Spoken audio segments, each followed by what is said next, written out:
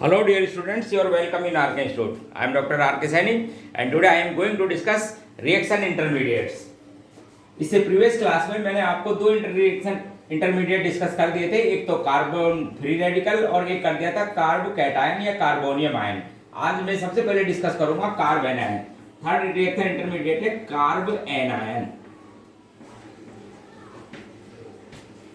Carb anion तो आप समझो, देखो इसको इंट्रोडक्शन। सपोज ये आपके पास में उसी तरह से कोई bonded carbon, when heterolytic fission takes place of the carbon and bonded atom in which carbon attract shared pair of electron to itself, then this heterolytic fission gives negatively charged carbon and it is known as carb anion।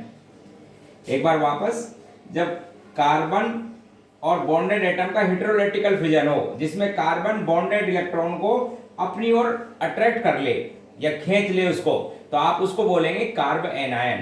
तो introduction की पहली line तो कैसे बनते हैं? Heterolytical fission से। Heterolytical fission. दूसरा point, in which carbon carry negative charge. Carbon पे कहता रहेगा negative charge. It carry 8 electrons in their outermost shell। Check करो, 8 electron, but due to presence of negative charge unstable and it is electron rich species, electron rich and act as a nucleophile। कैसा behave करेगी? as a nucleophile। hybridization sp3, geometry pyramidal like as ammonia. जैसे ammonia के होते हैं ना, उसी तरह से आप क्या बोलोगे इसको? पिरामिडल ज्योमेट्री, क्योंकि तीन तो आपके पास में बॉन्ड पेयर और एक क्या रहेगा? Lone pair. pyramidal geometry, dimagnetic in nature because all electrons are exist in form of pairs and hence it is dimagnetic। तो ये आपके पास में इंट्रोडक्शन था कार्ब एनायन का। एक बार वापस, हेटेरोलेटिकल फिजन हो जिसमें कार्बन बॉन्ड के इलेक्ट्रॉन को अट्रैक्ट करे या अपनी ओर शिफ्ट करे तो उसको बोलेंगे कार्ब एनायन। ठीक है। Types and stability, types and stability of carb anion. तो देखो एक बार इसकी types and stability. Suppose when on the basis of the types of carbon which carry negative charge, carbon ions are also following type, mainly three types। primary carbon ion, ठीक इसी तरह से secondary carbon ion, lawn pairs भी ध्यान रखना। secondary carbon ion, इसी तरह से tertiary carbon ion। on the basis of the types of carbon which carry negative charge, carbon ion are also three types, primary, secondary and tertiary. Stability की बात की जाए तो ये किस लिए अनस्टेबल थे? Due to presence of negative charge they are unstable and hence when increase magnitude of negative charge then they become more unstable या डीस्टेबलाइज।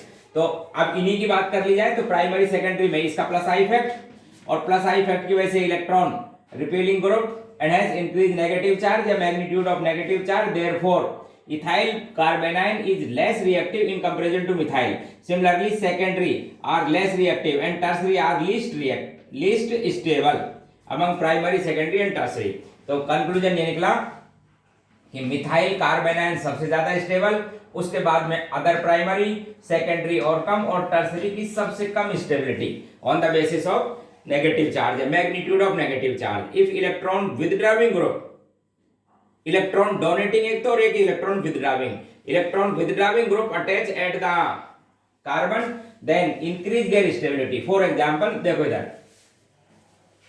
फॉर एग्जांपल जैसे हम इन दो की बात करें, एक तो आपके पास में CH3 CH2 नेगेटिव, और एक बात करता हूं मैं, इसके एक इलेक्ट्रॉन विथड्राविंग ग्रुप लगा देता हूं Cl। सपोज एक H को रिप्लेस करके इलेक्ट्रॉन विथड्राविंग ग्रुप लगा देता हूं माइनस आई इफेक्ट का, और फिर बात की जाए तो आप बोलोगे माइनस आई इफेक्ट की वजह से मोर स्टेबल और प्लस आई इफेक्ट की वजह से less stable. Magnitude, charge of magnitude decrease when this carbon attached with minus I effect group, therefore chloroethyl carbanion is more stable than ethyl carbanion. तो ये आपके पास में थी इनकी स्टेबिलिटी टाइप्स। अच्छा, in case of resonance then carbanion increase their stability। for example allyl carbanion, in allyl carbanion resonance is there, conjugation, therefore increase its stability, yeah, it means it is more stable than alkyl carbanion। Structure ये बनेगी। तो जिस carbon ion में resonance होता है उसकी stability बढ़ जाती है, like as allyl, like as benzyl, इस तरह से। Benzyl carbon ion more stable than allyl also because more resonating structures are there. तो इस तरह से ये इनकी रहती है स्टेबिलिटी कार्बन आयंस की। तो रिएक्शन वाइज बात की जाए तो ये क्या है एक्चुअल में, एक न्यूक्लियोफाइल। न्यूक्लियोफाइल तो न्यूक्लियोफाइल जो जितना इजीली डोनेट इलेक्ट्रॉन करेगा, स्ट्रॉन्ग न्यूक्लियोफाइल। तो जैसे मैं अब आपसे बोलूं, देखो इधर ध्यान से कि एक मेरे पास में ग्रिग्नार्ड रिएजेंट CH3MgI, इसकी रिएक्शन कराई जाए वाटर से। एक दूसरा इसी तरह से आपके पास में इथाइल मैग्नीशियम आयोडाइड, इसकी भी वाटर से रिएक्शन कराई जाए तो आपको पता है इसमें नेगेटिव चार्ज और इसमें भी होता है नेगेटिव चार्ज। दोनों में एल्केन बनेगा, इसमें मीथेन और इसमें इथेन। कोई पूछे साहब बताइए इसके अंदर इसकी रेट है R1, इसकी rate R2, which reaction will be fast? तो आप आंसर चेक करेंगे ऑन द बेसिस, बाकी सेम है, ठीक है। On the basis of the stability of carbon ion reaction first will be fast rather than second, क्योंकि यहां पर मिथाइल कार्बन आयन, यहां पर ethyl, and ethyl is has less stability than methyl. तो इस तरह से आप कार्बन आयन की रिएक्टिविटी को चेक करेंगे।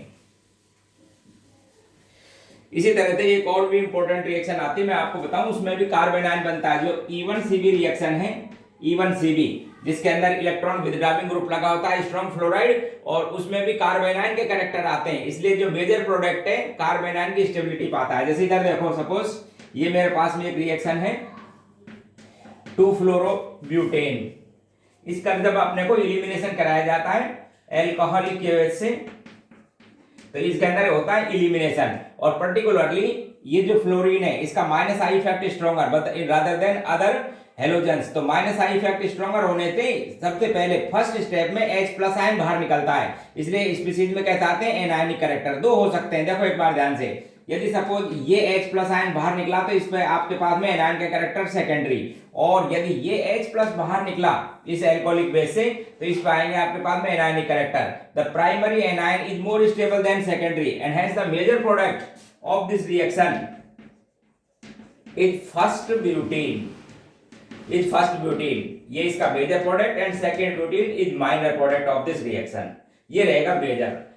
तो इस एनायन की स्टेबिलिटी से चेक करके हमने बताया, इसको बोल देते हैं होफमान इलिमिनेशन, यानी जिसमें लेस स्टेबल एल्कीन बनती हो उसको क्या कहते हैं, होफमान इलिमिनेशन या होफमान प्रोडक्ट। तो एक होफमान इलिमिनेशन का जिसमें कार्बन आयन कैरेक्टर है उसका एक एग्जांपल था। तो ये कुछ थे आपके पास में जो कार्बन एनायन से रिलेटेड पॉइंट थे, कार्बन आयन होता क्या है उसके बारे में, ठीक है। नेक्स्ट क्लास में और बात करेंगे। Okay bye.